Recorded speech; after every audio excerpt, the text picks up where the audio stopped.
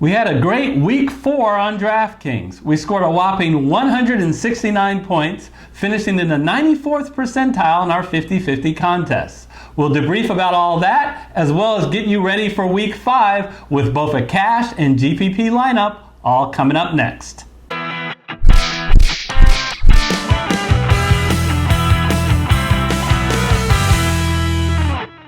Hello everyone, I'm Eric Lee. And I'm Gary Kurtzman, and we are the Fantasy Football Consultants. Eric, I think week 4 in DraftKings was good to us. There's no question about it. Yeah, who really brought it home for us? Well, I think when you get 169 points, a lot of people, I think, have to bring it home for you. We got very strong performances from all of our running backs, and I think that's where it all starts in a DFS cash game lineup. So, Christian McCaffrey, 34 points. Austin Eckler in what may be his final performance of the year in our lineups at 29 points. And you had Wayne Gallman also at 29 points. The opportunity knocked, and Wayne Gallman answered. Receivers ended up doing well, too. We pegged Cooper Kupp, Kenny Golladay. And Golladay was huge. His cup runneth over. He got 30 points. Golladay, 24. Rounding here. Will Dissly, you go with the tight end against Arizona. All those did great. A big F-U to CK, Case Keenum. Never, Eric, trust what a head coach says. Brother, I've seen all kinds of dishonesty in my day, but this little display takes the cake. Jay Gruden will be thoughtful about when we pull Case Keenum for Haskins, and we won't do these things rash. We'll blah blah blah.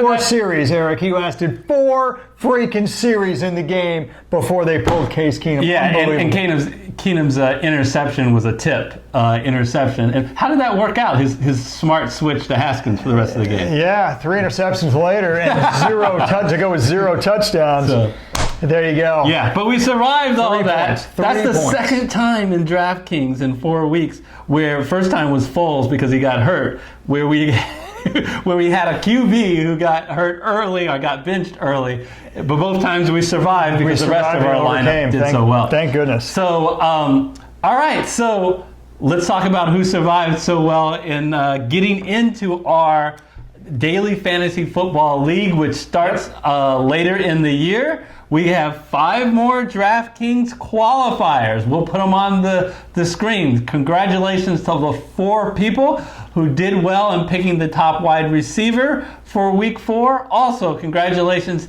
to Orlando Freedom, who put an iTunes comment in a 5-star review. Remember, we're going to pick one each week and add them to our qualifier. What's the contest for this upcoming week of week 5? It's real simple. It's the same as week 4. On the DraftKings Main Slate, enter the wide receiver who you think will have the most DraftKings points. That's the first thing you should do. The second thing is enter your next wide receiver who you think is going to score a lot on DraftKings. That will only be used in a tiebreaker. And then finally, make sure you put your DK username so if you are a winner, we can add you to the league. And by the way, please put these things in the comment section of this video. Do not email them to us. Do not put them in the comments of any other videos. In the comment section of this video, Eric, by 10 o'clock a.m. on Sunday Pacific Standard Time. Even if you are picking players in the afternoon games, we want all the picks in there by 10 a.m. Pacific so we can start aggregating and compiling the table. 1 p.m. Eastern Time. And without any further ado, let's get into our studio to talk about our Week 5 cash and GPP lineup. Okay, so here we are in the DraftKings studio. We have a cash game lineup in front of us, and let's start picking some players. So Eric, we start at quarterback. The thing about quarterback is you always kind of think, oh man, wouldn't I love me like a Lamar Jackson or Deshaun Watson, the marquee quarterbacks. But as we mentioned in our DFS Master Class series, the high-priced quarterbacks, they don't return their expected fantasy value points as much as other positions. So it becomes a luxury, not a necessity. And with that in mind... And no Pat Mahomes. On the main slate. So yeah. One of the guys who almost break with tradition on that. And Lamar Jackson is just too expensive. compared to the bargain that we have. Look, I think Carson Wentz has a nice opportunity to return value. But the guy that I really like, Gary, we can save a lot of money and opens up opportunities elsewhere, is Joe Flacco. At $4,700. So I'm scrolling out ways to get there. Yeah. Here we go. There he is. I did ask Joe Flacco, what do you think about your $4,700 price tag? I tell you, I don't get no respect. No respect at all. Look, Joe Flacco, it's almost like comfort food. You know what you're going to get with him, and he's cheap, right? But the thing about Flacco is he's consistent. He really is. You get 250 to 300 yards passing and 1 to 2 touchdowns every single game. There's no reason to expect it to be differently this game. The Chargers have, at least statistically, an average pass defense. The one thing that he won't do, Gary, is he won't get benched. We got burned last week by Case Keenum. Yes, we did. We overcame, but we got burned. Yes. But the key for a quarterback is, look, if you can get a great bargain cheap and you can get somebody who can consistently return value, you got to go for it. That's exactly what we're getting here. It just represents a great value and a great floor that, like you said, lets us spend some money elsewhere. And that is a good deal for cash games. He averages 269 passing yards so far this year. He's gotten 5 TDs. And remember, that Charger defense in the secondary has a lot of injuries. Their safety is out. The defensive lineman, Melvin Ingram, is going to be out. So lots of opportunities for Denver to take advantage. Yeah, so we got Joe Flacco, and I'm feeling pretty darn good about the value and about the savings. But Eric, I think that means we got to spend some money. Yeah, well, and where we like spending the most is running back, because we have said it in our master class, and boy, has this season bore that truth out, that you almost can't price up these guys high enough because they are such great bell cow running backs, the top 3 or 4, and when you combine that being in a good matchup, they're too good to pass up. And the guy that I immediately think about is Christian McCaffrey. So, gosh, You're just going straight to the top, aren't you, Eric? Yeah. He's the most expensive running back on the main slate. And well worth it. I'll tell you what. Instead of thinking of him as 8,700, think of him as only 4,700 as a run, and you get a bell cow running back for 4,700. Then on top of that, you get a top wide receiver for another $4,000. Looks like a great bargain, right? I mean, Gary, the amount that he is involved in the offense is so incredible. We bragged about the fact that in week 1 and week 2, he had 28 touches and 30 touches. We didn't realize that was just a warm-up for last week with 37 touches. I love that about this guy. So, by the way, he is the answer to the trivia question of what player has a highest percent share of their team's offense of anybody in the NFL. You're going to win yourself a free beer or two at a pub if you say Christian McCaffrey. Yeah, and that's why, Eric, he's the number 1 running back in fantasy. He's got more fantasy points than anybody else, right? And I love his matchup, right? Jacksonville, they've got top cornerbacks. So the way to beat Jacksonville is with running backs and with short passes over the middle. And Eric, that is Christian McCaffrey's game. Yeah, and I love the fact that Christian McCaffrey just never leaves the field. This year, he's played every snap. Let me repeat, every snap but 4. What happened to those 4? Yeah, took a breather. If I'm paying $8,700 for him, get his butt on that field. But it's truly incredible how important it is, and the shift in quarterbacks hasn't hurt him one bit. Kyle Allen enjoys using him as a little safety valve. I also think the offense is a little bit more conservative in running the ball a little bit more, and there's no chance of him getting vultured at the 1-yard line. So I'm all in on Christian McCaffrey. Yeah, that's right. Now, unlike Cam Newton, Kyle Allen doesn't do those 1-yard QB sneaks. So that is Christian McCaffrey, and again, like you said, we go over it in our DFS Master Class series. If you're going to pay up for a running back. So with that in mind, let's pick our next running back, Zeke Dog. Yeah, when we first looked at this 31. Looked at this lineup, we said, do we want to pick Elliott or do we want to pick McCaffrey? And the conclusion is, like Congress, both.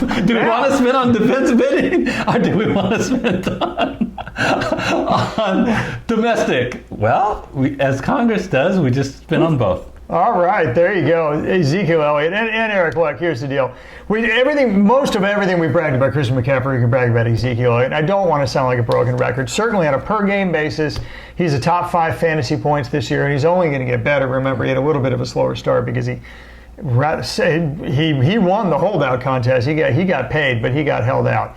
Or he held out, and so, week 1 was a little bit mediocre in terms of volume for him. But I love this matchup. Green Bay literally has the 3rd worst defense against running backs. Actually, I take it back. After this slate's games, it's now down to the 2nd worst, or the 2nd best defense. That's the 31 right there. So second best defense to go against. Yes. So it's just a great matchup, as if he needed, right? A great matchup. And that's the way you beat the Green Bay. Green Bay's a lot better against the pass. So, the way you beat him is against the run, and that is Dallas's bread and butter. So everything fits. So it's a great matchup. Let's be honest. Elliott has not done as well as you would expect at the beginning of this year, but his time is coming. He is such a talent. And you question, is he getting opportunities? Heck yeah, he's getting opportunities. He's touching the ball 25, 22, 25 times in these games. It's going to shift more than Elliott is going to be getting rushing touchdowns. He's due for a big game. I think it's going to happen now. How about them Cowboys? All right, so we switch to wide receiver here, Eric? What do you think is on the slate here? Yeah, when we look at wide receiver, this has really been true all since the beginning of last year.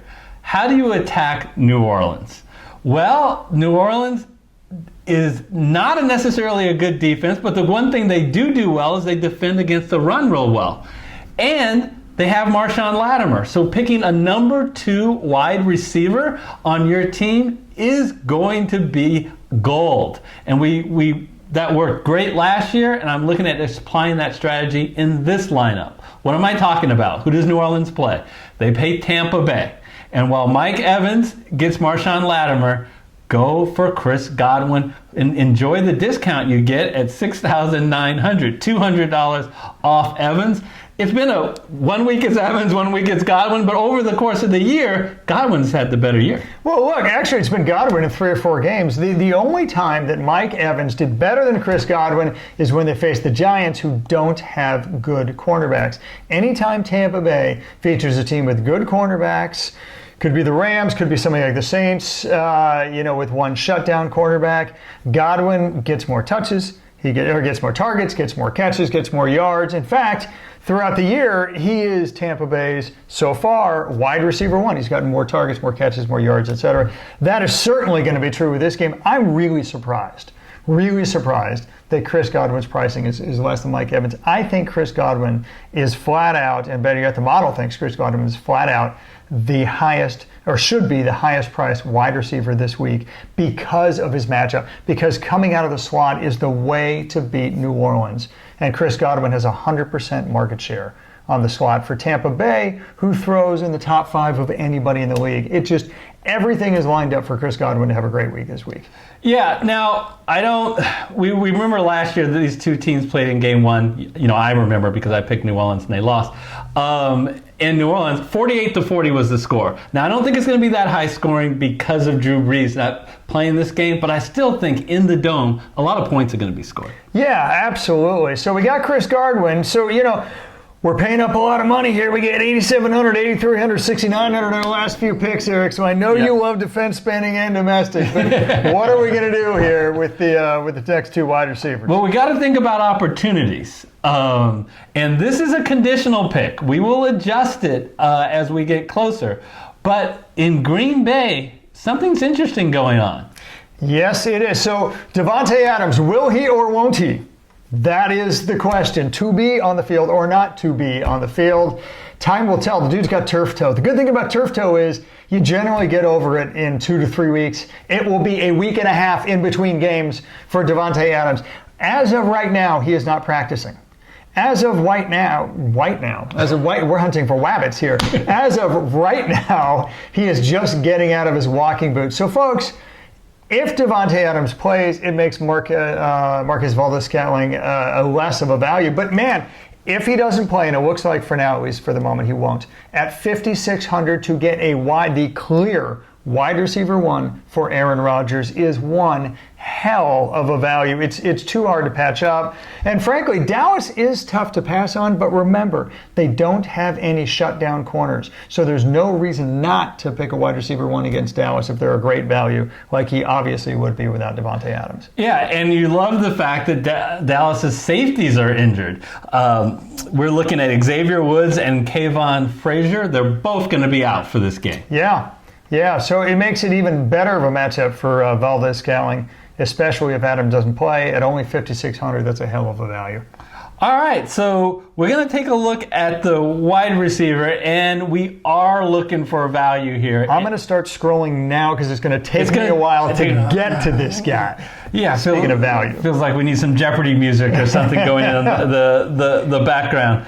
So once again, we want to look for value at $3,500. We have Cincinnati wide receiver Auden Tate. Now, here's the deal. Remember, AJ Green is still out, their number 1 wide receiver. Yep. Their number 3 wide receiver, John Ross, is now out. That means Auden Tate will be a starting wide receiver and get plenty of volume. Now, what I also love about him is he's a huge guy. He's 6'5", a huge target around the goal line. Tyler Boyd is not as big a target. Man, I think he has touchdown upside against the Arizona secondary, which is just terrible. And yes, Patrick Peterson is still suspended. Really like this, especially at this price. Absolutely. I mean, look, what's happened over the past 2 weeks, right? And by the way, over the past 2 weeks, John Ross has been more healthy than not. It's Auden Tate who has led the Cardinals in targets, in catches, and in yards. Auden Tate, for crying out loud, at $3,500. And in the 2 wide receiver sets, and that is the majority of what Arizona runs because they tend to put David Johnson out as sort of the wide receiver 3, right? It's Auden Tate now getting 100% of the exposure to the 2 wide receiver sets. If you can get that kind of exposure and be almost a de facto wide receiver 1 at $3,500, that is unheard of. Let me be blunt. This is a mispricing for 2 reasons. One reason is they didn't see the Monday night game where Auden Tate did so well. Secondly, they didn't see the Monday night game when John Ross hurt himself. So, take advantage here. Absolutely take advantage. So, Auden Tate, it's a matchup pick. It's an opportunity pick. It's also a terrific value pick. So, Eric, that brings us to tight ends. And we were just talking about Cincinnati versus Arizona, weren't we? Yes. There's a funny thing about Arizona that's happened this year. I think the viewers have probably caught on to the trend. They suck at covering. Or you can stop there if you want. Go on. Cardinal hate mail goes to Eric, not to me. Remember that, folks. No, come on. It's a scheme drawing. It's not that they suck covering wide receivers. It's all about priority. They just choose not to because you mean tight ends? Or tight ends. Sorry. Yes. Thank you. And it's not so much that they've had to cover for their corners. It's that they want a bend but not break defense. And for that, you're going to allow the short passes all day long. That's running backs catch passes, and that's certainly tight ends, for God's sakes. Who am I talking about? Tyler Eifert. Now, I'm going to have to scroll up a ways because we scrolled so far down with Auden Tate. I forgot about that. I would have done that before. But now, let me scroll down. Tyler Eifert. This is how much of a value he is, Eric. $3,300. See this 32? Everybody see this 32? Dead freaking last at covering tight ends. The 4 tight ends that have gone before Tyler Eifert, Greg Olsen, Mark Andrews, TJ Hawkinson, and Will Dissly, household names, one and all, have torched these guys for double-digit fantasy points.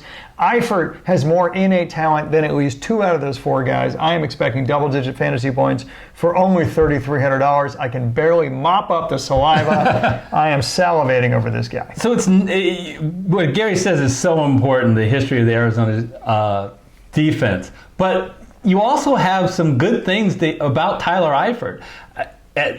Besides that he's only $3,300.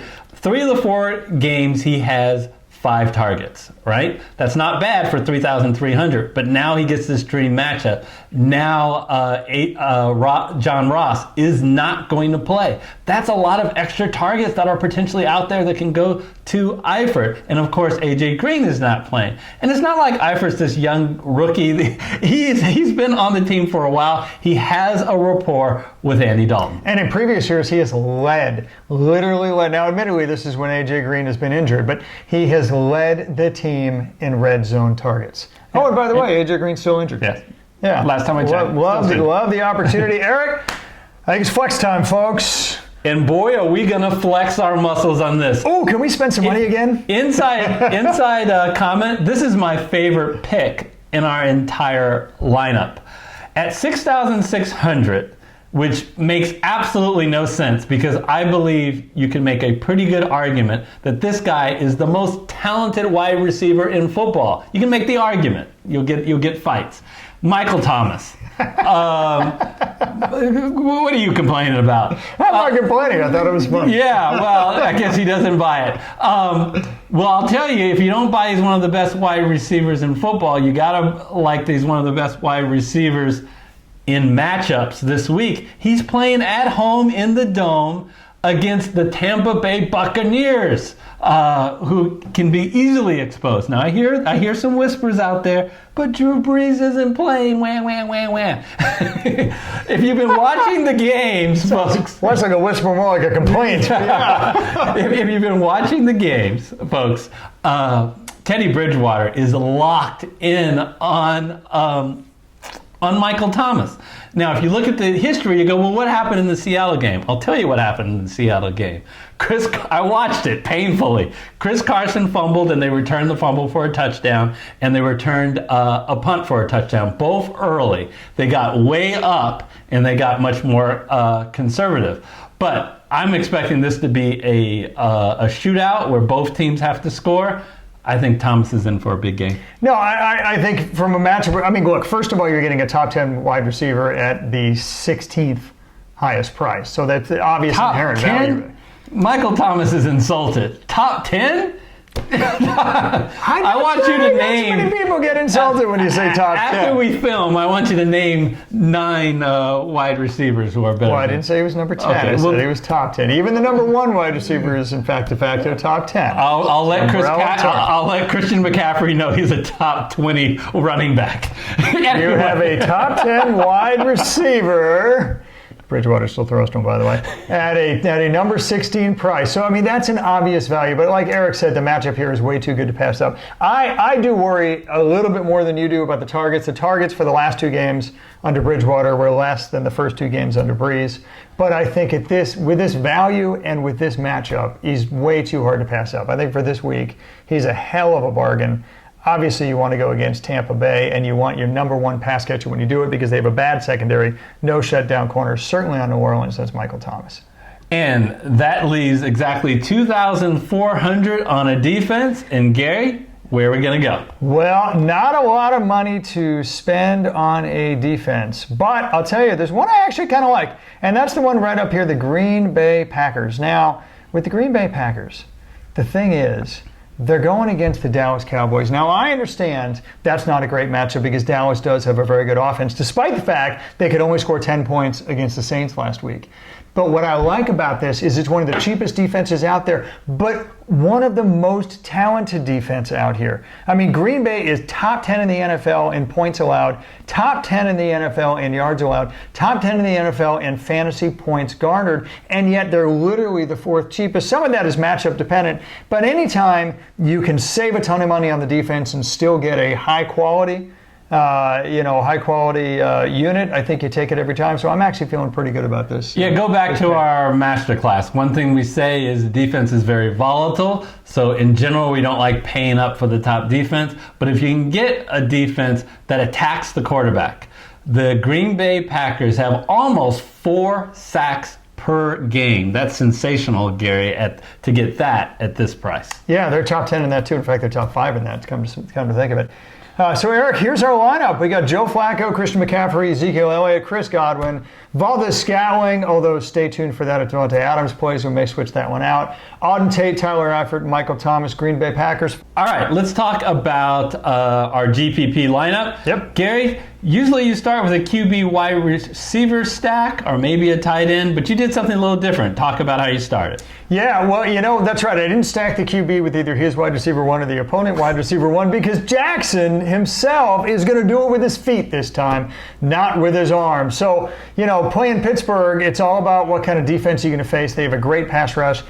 Quarterbacks don't typically have time to get the ball downfield, but with Lamar Jackson, that is not going to be a problem. No stacking necessary. He's going to do it with his feet. Tell us about the stack with Leonard Fournette and the Jacksonville Jaguars. So there is a stack. So it's going to be Jacksonville all over Carolina. That's the prediction here. So, look at what Jacksonville did to Denver, for crying out loud. Now, Denver's defense is different than Carolina's, but Carolina, it's got the same strength. Denver, it's easier to run. It's much tougher to pass on. The same can be said about Carolina. I see this as another Leonard Fournette game. I see the Jaguars feasting on Carolina's backup quarterback and injured receiving core, and I think this is going to be Fournette rushing. Jaguars defense takes care of the rest, and it's a pretty high volatile stack. So wide receivers are looking for wide receivers that can potentially go off. You went with Thomas, Fitzgerald, and Sutton. You want to talk about any of those? Thomas is a matchup play against Tampa Bay. Man, receivers love to face Tampa Bay. It's one of the basically the best matchups to go for to get the highest amount of points for your wide receivers.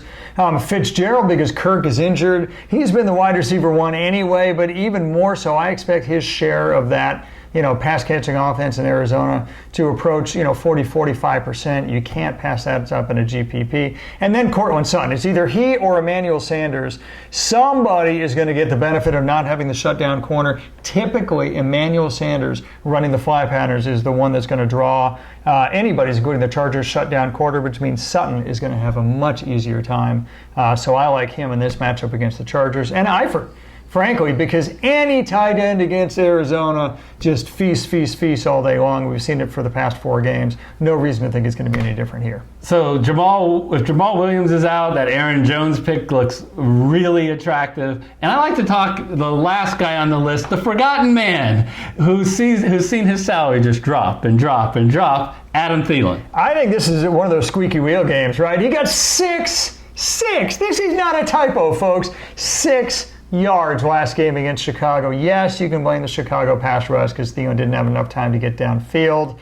I don't think that's going to be true with the Giants pass rush. It certainly hasn't been true this year. The Giants don't have the secondary. The Chicago does, certainly doesn't have the pass rush. And I do think the squeaky wheel gets the grease.